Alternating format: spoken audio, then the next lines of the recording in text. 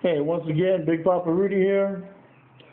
I'm going to do an unboxing of the Vampire Count Throne or Engine, whichever one you prefer to use. And that's how the cover comes to the box. Well, let's take a look inside and see what sprues and see all the little stuff that comes out inside. Here's the box, and let's take one sprue out. Let's see what we got here. There's a sprue. This seems to be like the guys marching on the bottom. There's like another thing for the bottom, like a ghoul or a ghost. Another guy marching. We flip it around. Another part for the bottom, the guys with the spears and everything. Some shields,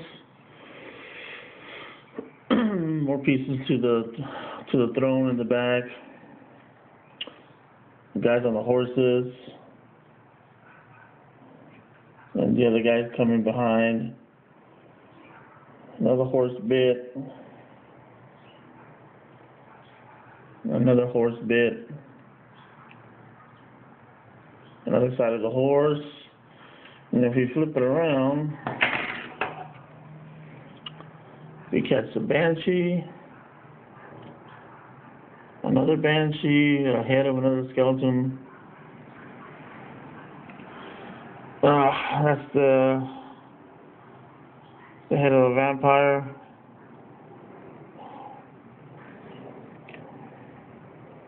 And that's the first sprue with some spears. Alright, the second sprue, on this side you have the bodies of the keeper, the other bodies of the vampire ladies, the bottom the bottom of the stairs, the sides, the lockbox where the spirit is. That's the pool of the blood for the vampire ladies. The side drapes. All the little hands.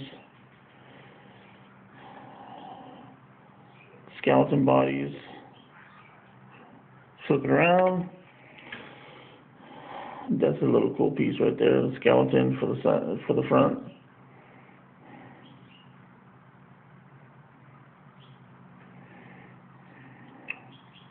There's the head of the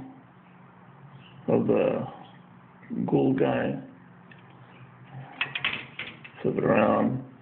There's the stairs. As you can see, it has skeleton heads each level. That's pretty cool. There's a lot to build here, depending on which one you want to use for your Vampire Count army.